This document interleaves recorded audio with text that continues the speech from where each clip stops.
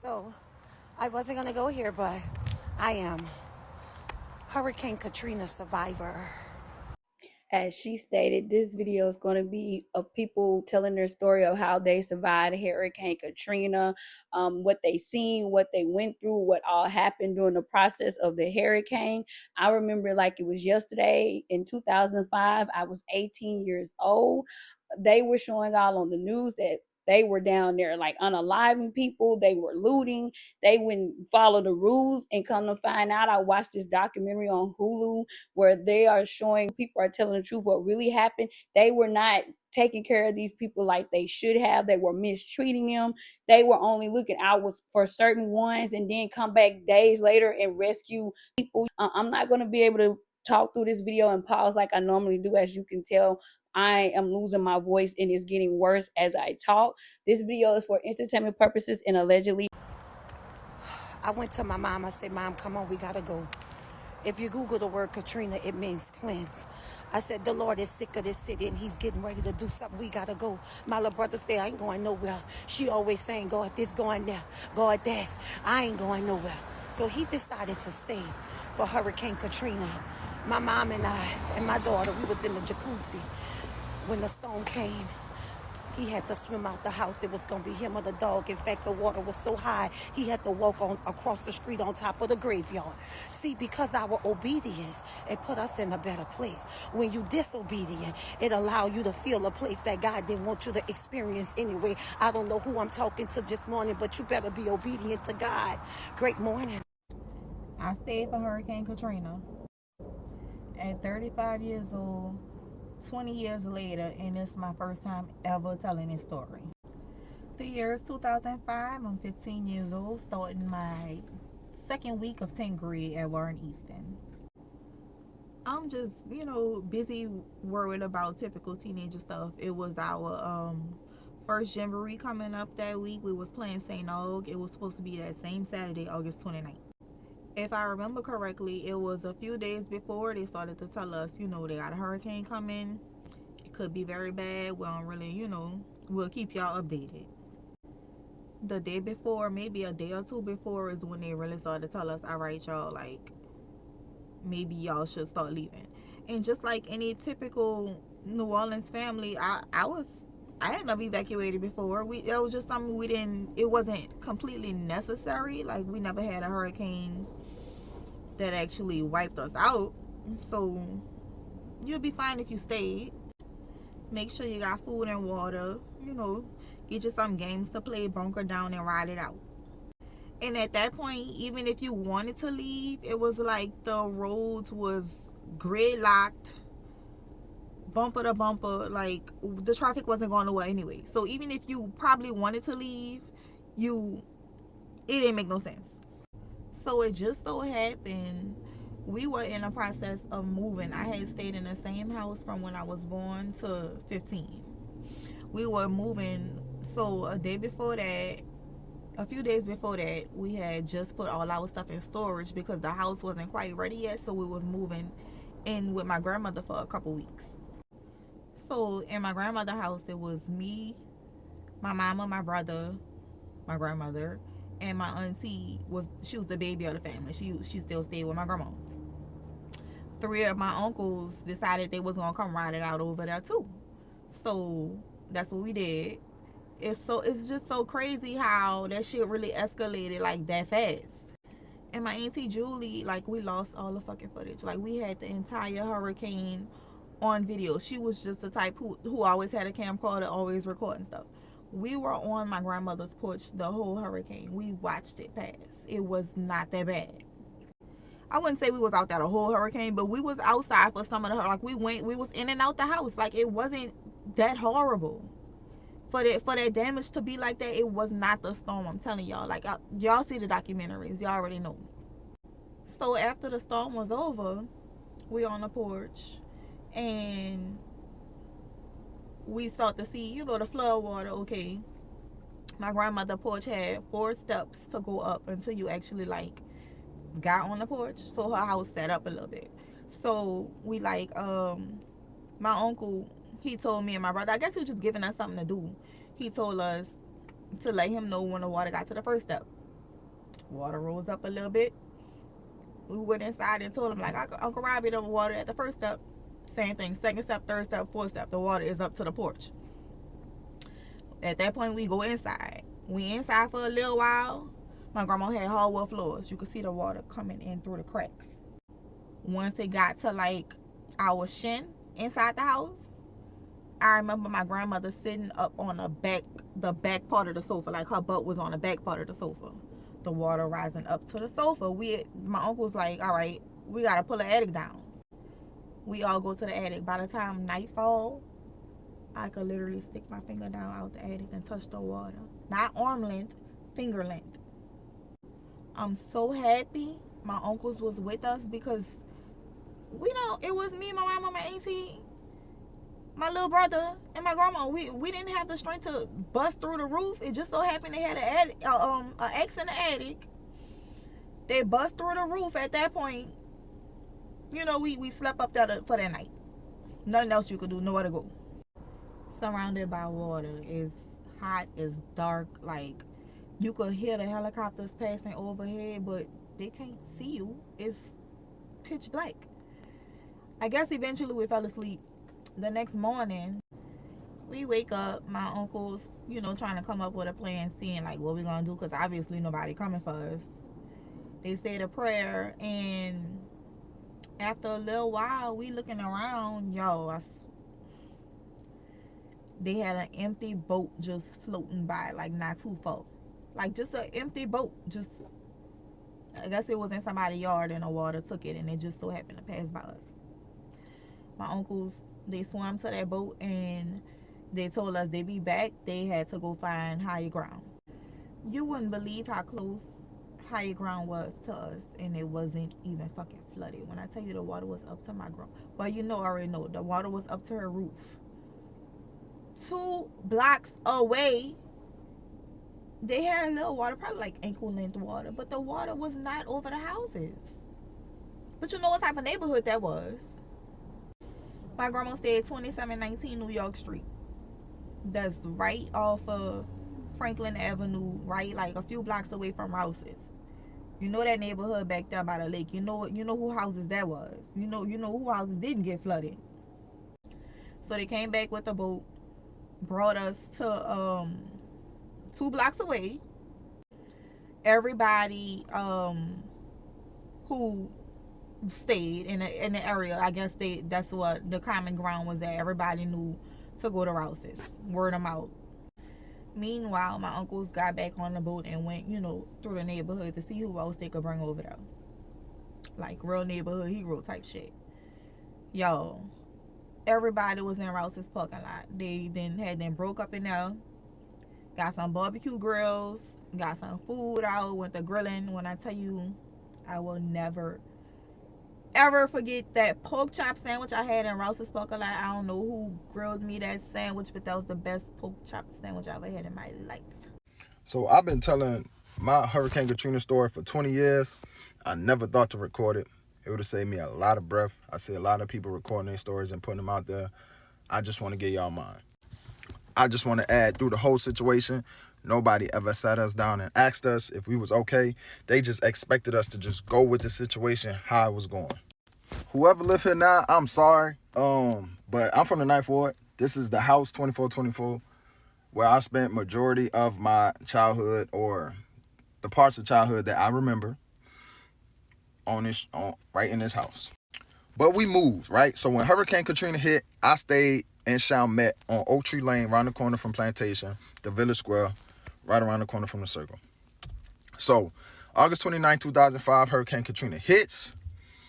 My mama said we ain't going nowhere. We ain't leaving. My mama didn't even have a car. So, I don't even expect it why we even thought we was leaving. But my mama said, we from New Orleans. Hurricanes come. Hurricanes go. We going to ride this one out. We going to sit down.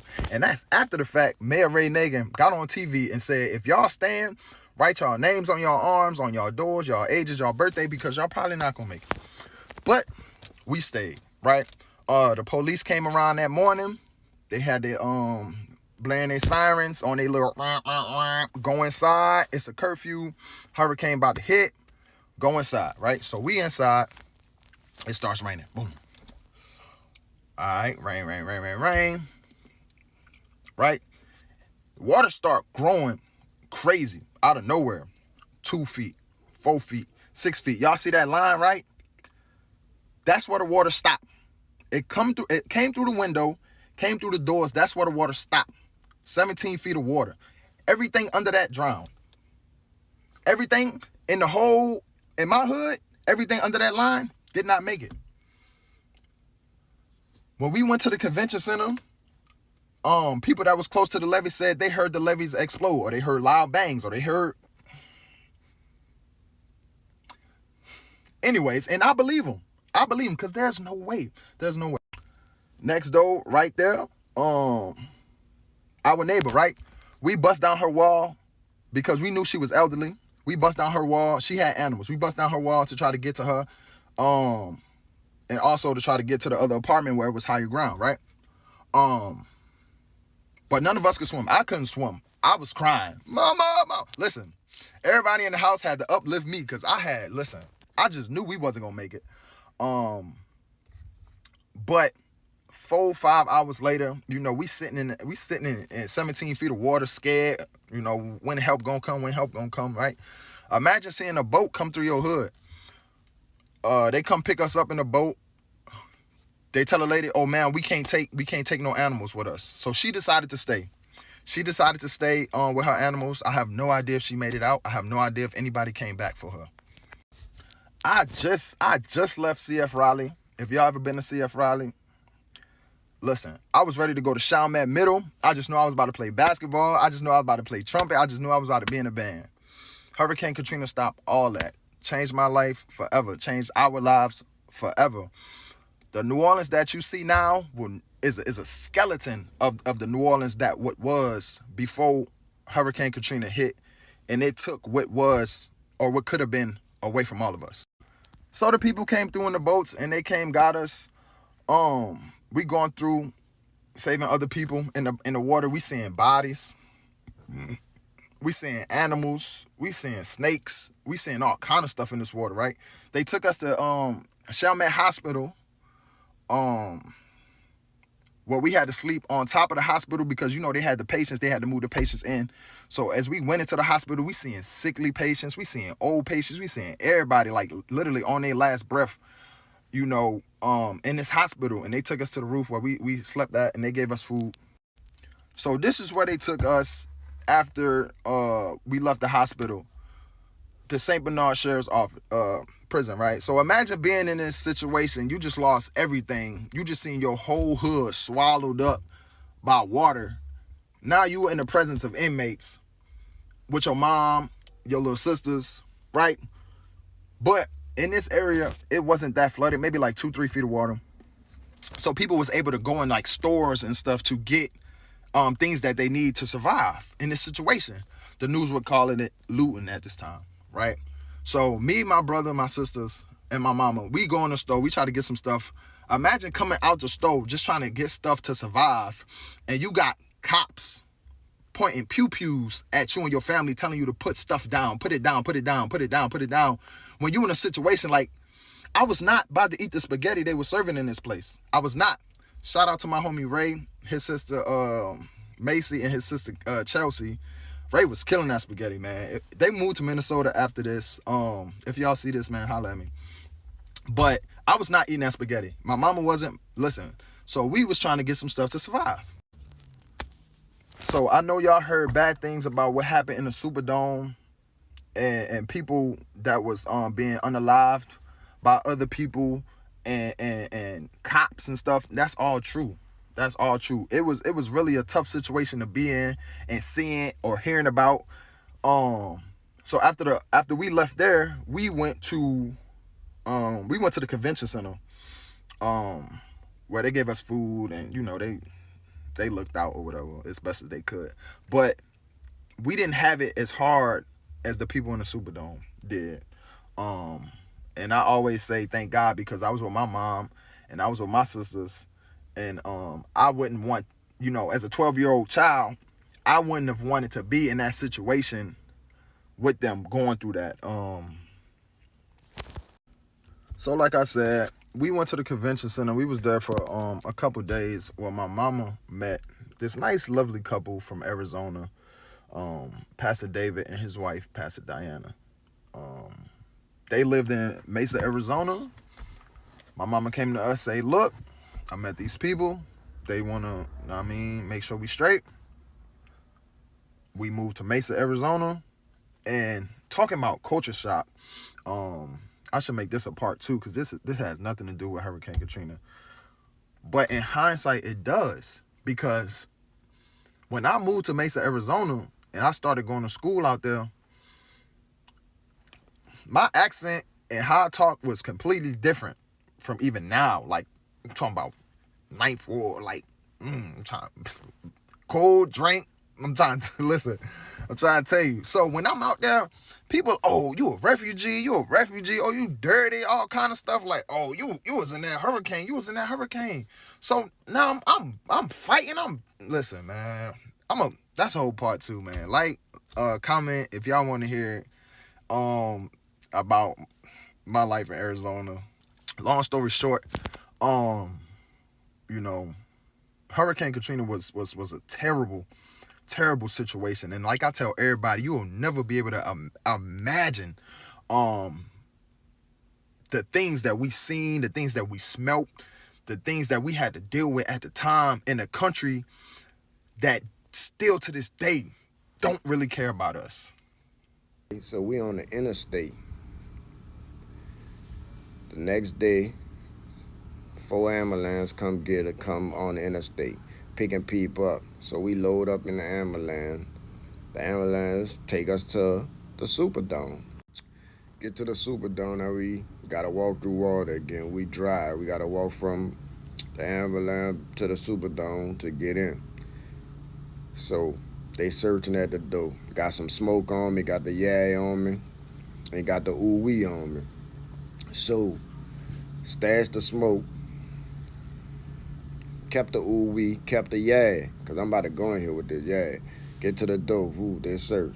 They take the yay. We gonna hold these until y'all come back. We gonna lock them in the locker. All right, bet. Y'all gonna take it, lock it in the locker. Give you a little card after they lock the yay in the locker. They give you your number to your locker. All right, boom. But I got the ooh-wee.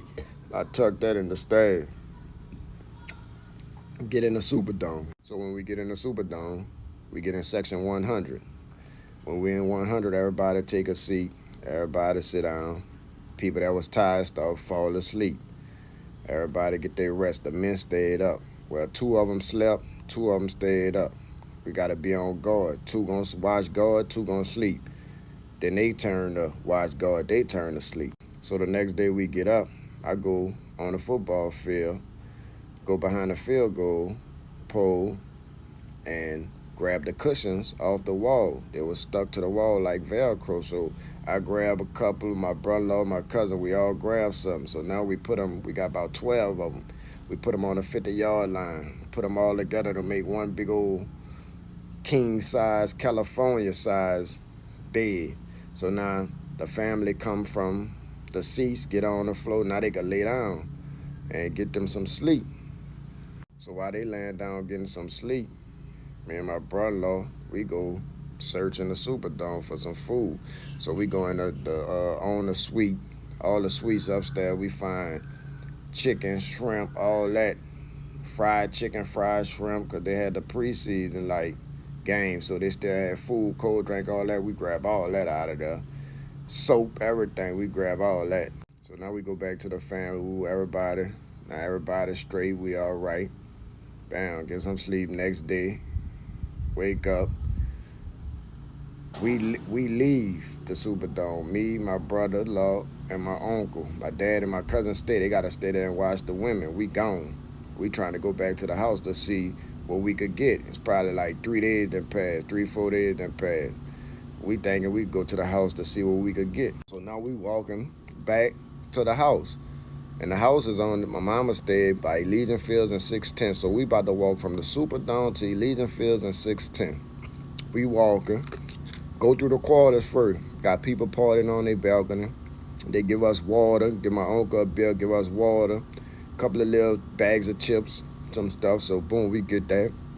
We walking, we turn the corner. Bam, Suburban jumped out. Black, all black. jumped out, masked up, put guns to our head. If we find a screwdriver, anything, we gonna shoot y'all in y'all head, kill y'all, leave y'all right here. If we find anything that y'all could use to break in houses or cars, we killing y'all. Good thing we ain't have nothing on us, bro, because them people was gonna unalive us. They really was. They was all black masks, couldn't see their face, assault rifles. So they searched us, had us on the ground, guns to our head, searched us. Asked us what we were doing. We said we trying to go back to the house to see if our people all right, because we wasn't at that house. We went to another house. You know, we came up with a good lie. They let us go. Boom, we finished walking.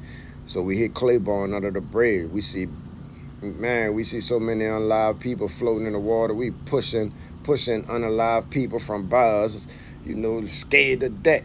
So now we swimming in the water. My brother-in-law catch a Charlie horse. Boom, he go under the water. We grab him.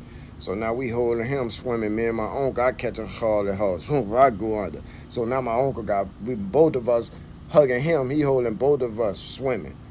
Till we got somewhere where we could stand up. Get somewhere where we could stand up. Now we resting. We like, damn, we got a long way to go. Instead of us turning back around and go back, we still going. So we get to Allegiant Fields at 610. We get to the overpass by McDonald's and Burger King. We ain't make it to 610, the little Allegiant Field overpass.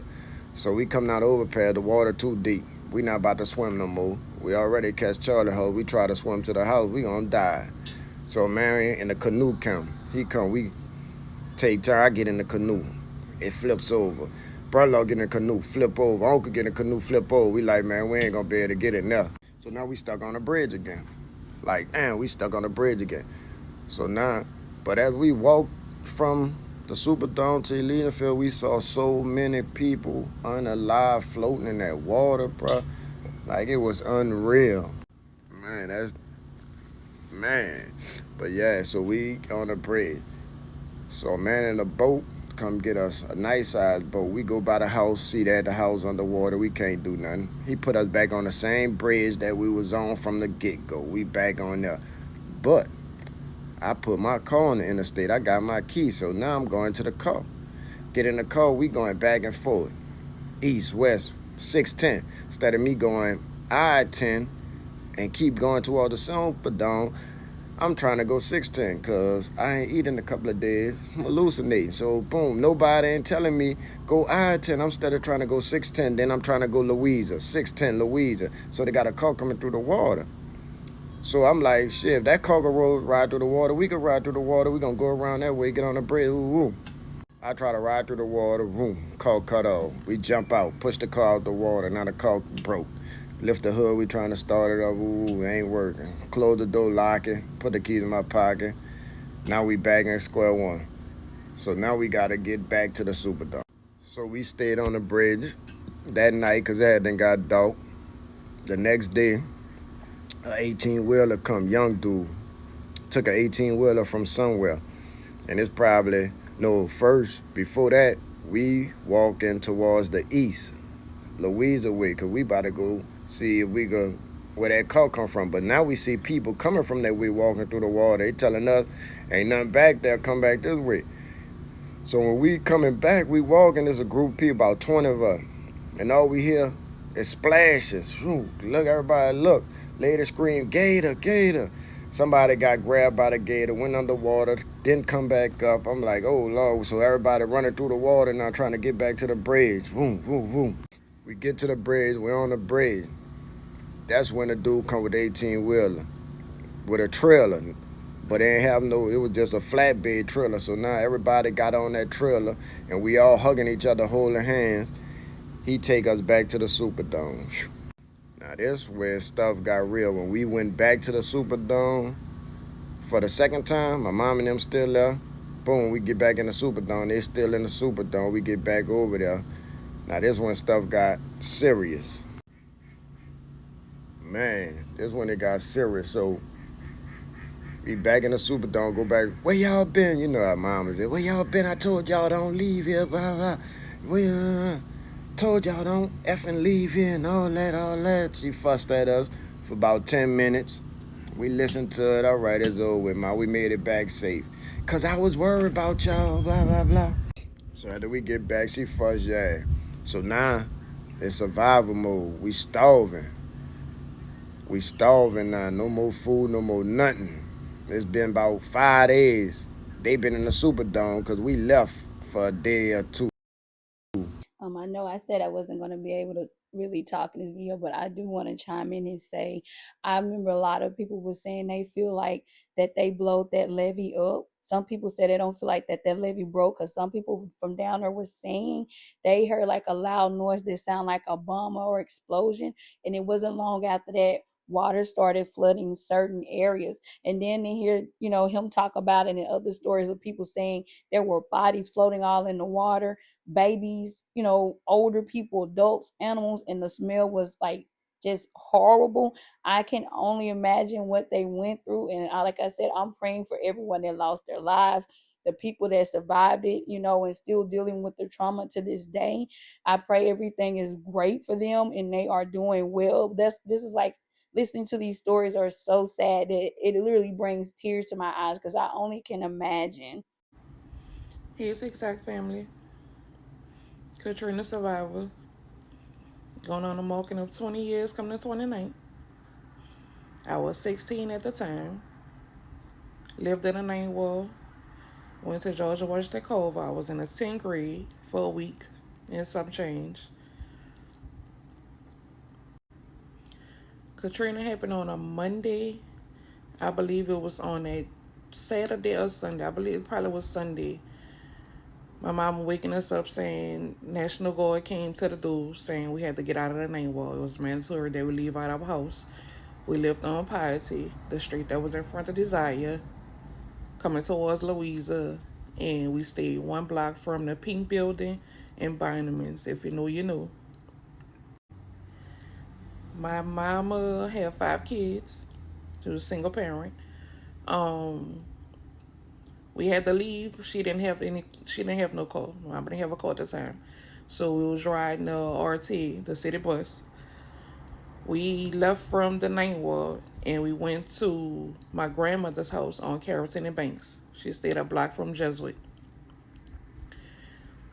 We got there, I believe we left on Katrina Day. It had to be, I remember it had to be that Monday. It was either that Sunday or Monday, but I think it was that Monday. Because we didn't spend a night. I don't remember spending a night by my grandmother's house. It had to be that Monday. No, it was that Sunday because my mama cooked some stuff and they would woke up the next day. So that was that Sunday. We went over there on the city bus.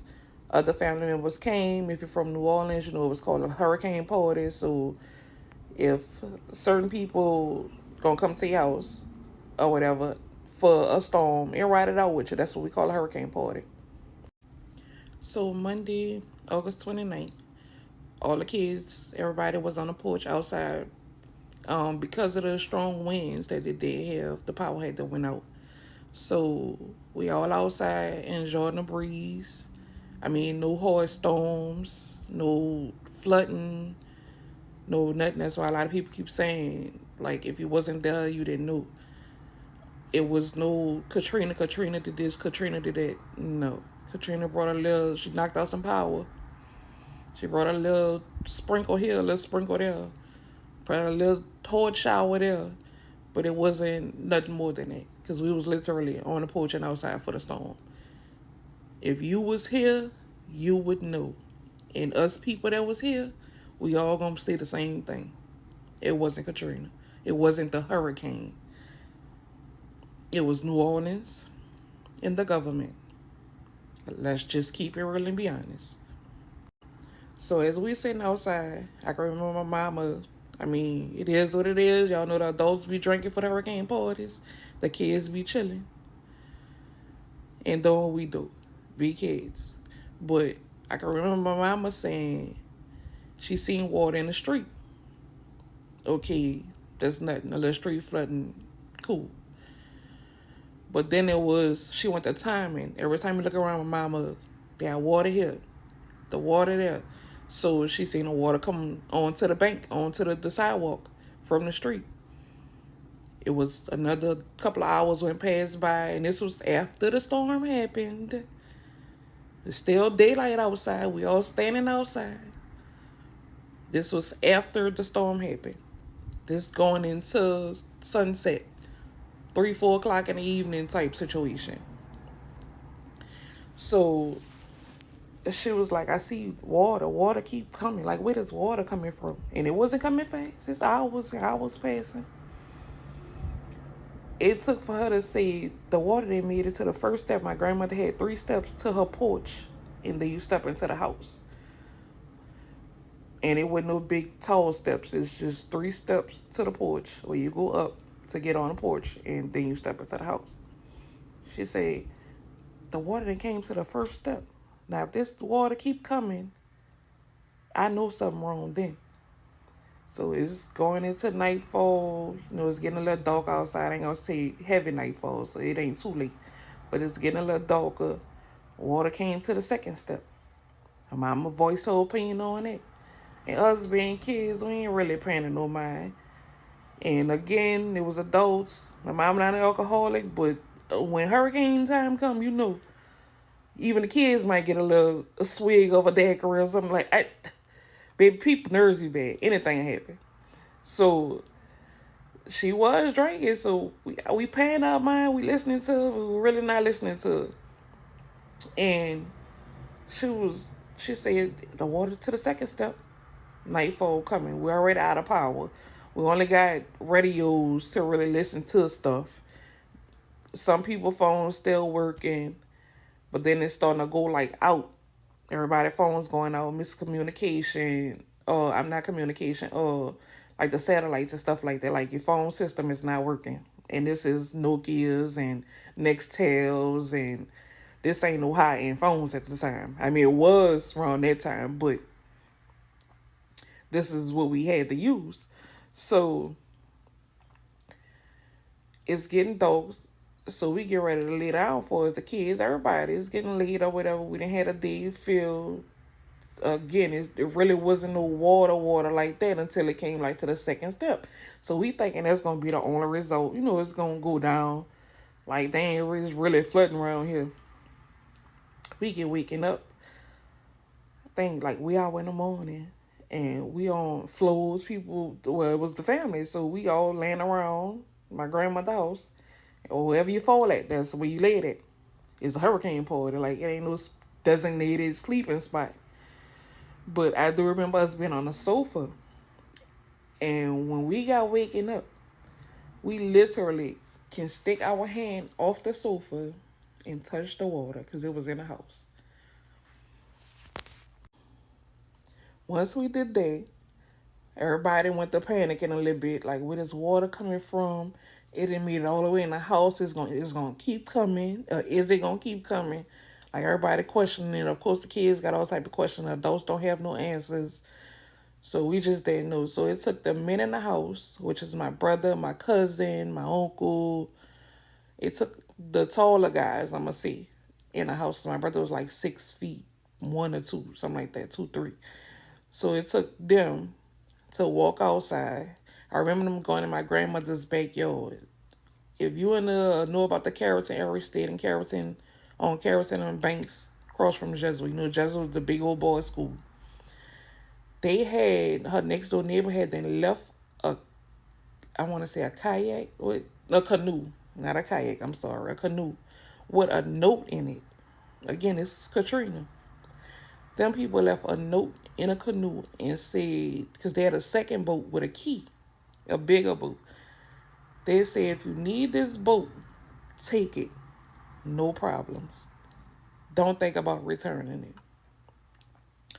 So they took the canoe because they felt like we didn't need the big boat. They took the canoe from over there, showed everybody what they had. The water steady was coming up. Again, not fast, but it was coming up. It was measuring the water to the wall to see if it was going to keep coming, and it kept coming. So it literally got, I want to say, probably calf length in a house to an average size adult. Calf, yeah, it was about knee length. but that was inside my grandmother's house. If you was going outside as an adult and stand on the ground, calf length, it was to your neck. It was to the boys' necks. My brothers, my cousin, it was to their neck. So they put a master plan together to get everybody out the house, and they was going to break into Jesuit High School. That was the only higher ground in my grandmother's house because it was a school building with multiple floors. The boys got everybody out the house safely. They had to do multiple trips, but they got everybody out the house, and they went and broke into Jesuit school. We went to that corner. They got a little corner slot, like a window, little windows in a little corner part of the building, and that's where we went and broke into school at. And they had a priest, a father, who was, because it's an all boys school, so you know it's a Catholic school. They had a priest that was, I guess, overseeing the school for the hurricane, and he was not trying to let us come in that school. He had his guard dog and everything. He was not trying to let us come in that school.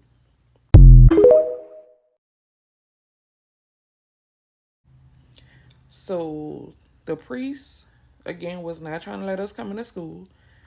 They was pleading and begging for us, the adults and the older boys. And the man finally gave in. Because, again, flooding outside and everything, that man was not trying to have us up in that school for some reason. I don't know. But he finally gave in, and he let everybody in the school.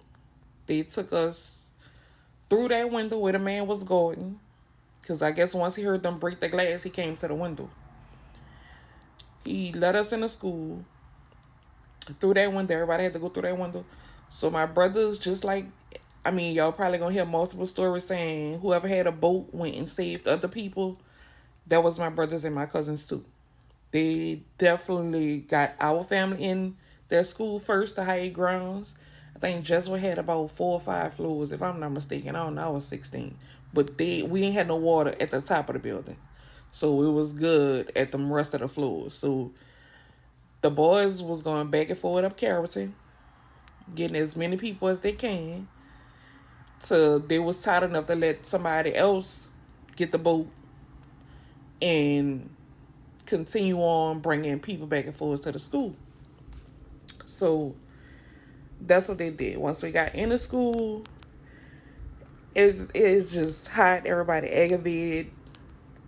The adults went to fussing and stuff like that. So it got to the point to where my mama took her 5 kids in that boat and was like, we gotta go. Like, because it was extra people. It was like the community. Like, my mom was fed up with everything that was going on in that school after everybody got in there. So she took the boat and was like, come on, we gotta go. We gonna find somewhere else to go. So she put her kids in a boat. And we all, my brother and my mama, was walking in the water. As it was all 4 of the girls. My mama got 4 girls and a boy. So it was all 4 of my mama daughters. And my brother and my mama was in the water, pulling us in a boat. I'm talking about, it was shoulder length, neck length. And they walking in the water. So if you know or don't know about the area, Carrollton and Banks crosses each other, so that's a T. So Carrollton is where the school set it. So we went towards Tulane. Mama and my brother pulled the boat towards Tulane. Tulane and Carrollton is where the old Nike factory used to be at, and where the little club was recently that got shut down. Y'all know if y'all from New Orleans. I'm talking to the people who not from New Orleans. But anyways, we went about, let's say, 5 blocks, 6 blocks down towards from where we was from the school. So once we got there, we made that left and we was headed towards the Superdome. Because if you go down towards the left side of Tulane, going up Carrollton, you'll be headed and face towards the Superdome. We was going that way. They have, if you from New Orleans, you know, on Tulane, they have a hotel on your left-hand side going towards the Superdome. That's called the Crystal Inn. That's on the left-hand side. On the right-hand side, they got, I think it's Midtown Hotel. I think it's the Midtown Hotel on the right-hand side. So they had a lady on the left-hand side at the Crystal Inn hollering out the window to tell, well, it was like a hallway cutout. And she was hollering like, don't go to the Superdome, don't go to the Superdome. They killing women and kids over there. Don't go to the Superdome. So my mama, as she trying to turn and look at the lady, my mama goes under the water. Like she slipped, we was on a Nutri-Ground part. So the Nutri-Ground, me and mama stand up a little taller than the water. My brother was already tall enough. But mama wasn't as tall. So as she trying to turn and look at the lady, she slipped off the Nutri-Ground and goes under the water. And it was just like instantly my mama body, like, I don't know if it just lost something, or it's like she faded instantly. And then my brother snatched up from out the water. My mama said, just let me go, son. Take care of your sisters, and I'll be all right. We all started crying. No, don't let her go, don't let her go. My brother was, I'm 35 or 36 right now. Well, going on 36. My brother just made 40, so he was 20 at the time. My brother went to cursing towards our mama, not in a disrespectful way. It was more of, no, man, I'm not about to let you die and leave us. Like, I'm not about to let you just drown. No. So my brother, with his 6 tall something, cocky, big football player, this boy grabbed my mama, threw her in that boat with us. He walked and walked and walked. So we goes down to the next hotel. My mama was good for his breathing and everything, but it's like her body just became lifeless. Like she was tired. But we wasn't letting my mama go nowhere, baby. So we made it to the I want to say it's mid something hotel on the right hand side. So it sits, now they got a Chick-fil-A on that side of the street. So it sits on the same side of the street with Chick-fil-A. So we stopped at that hotel because we wasn't going where that lady was talking. That hotel looked it all ran down. Not to say that we need a up the do hotel. Everybody flooded, but we wasn't going up in that one. We went to the next one. Mama just stopped there because she couldn't go no more. We didn't want to go no more because after she had did what she did. So my brother walked in the water, was still pulling us in that boat, and he went to that Midtown Hotel. He stopped. So they had some dudes outside. What they gonna do with money at that particular moment? Nothing. Everything was free. Everybody breaking into stores. Everybody making a living and trying to live. But they was breaking into the ATM machine. Why? I don't know. Don't ask me. I don't know. But that's what they was doing. But anyways, you from New Orleans, you gonna mind your business. So as we walked into, they have a little it must have been like a little carport. You know how you pull into the hotel and you could pull right there towards the door. So that's where we was. But the water was so high, we literally was like this from the ceiling. Like literally in a boat. So they doing what they doing with the machine. We slid past them, docked the boat basically. They took us off the boat. My mom had then gained her little strength to make it up the little stairs that they had here right there. So she like, yo, mind y'all business or whatever. Like my mama underneath her breath talking to us as kids. She explained like, y'all mind y'all business, don't worry about, what they doing. So I guess the dudes heard my brother telling my mama, get ready to get out the boat. So they're so anxious and, trying to survive. They didn't up the guns on my brother, thinking my brother was about to try to do something to them. But they didn't do nothing. And mama, said what she had to say as a mother. Y'all do what y'all gotta do. Y'all finish doing what y'all doing. I'm trying to survive with me and my kids, trying to get them somewhere safe. So they let us pass or whatever. We went into the hotel. We went upstairs. We made it to, I think, like the second floor. It was on like 2 floors. So, well, it was the very bottom. Nobody was down there. That's where the water was. It was the first floor. That's what I call the first floor. And then they had the next floor up, which is the second floor. So we was on the second floor, I'm going to call it. So once we got there, my mama, that lady is a survivor for real. Where she get her survival skills from, I don't know. Because we ain't never had nothing happen like this, but she had survival skills. She got us into a room. She made sure everything, nobody was in the room. All the doors was bust open, so it wasn't like they needed no keys or nothing for nothing. So the doors bust open. She got a empty room was bust open. She got us into a room. She took the sheets and blankets and everything. Took that off the bed because we ain't need none of that. It was hot already. You're already trying to survive. She took that off the bed. We changed clothes. She washed our clothes out, hung them up, let them dry. And they had water. They still had water at the time. As far as running water. We took showers, and my mama sat on the toilet with her lighter, and that's how we had light. Well, we took showers. Yeah, we took showers. Because we didn't sit in no tubs. We took showers. And my mama sat on the toilet and had her lighter, and we took showers.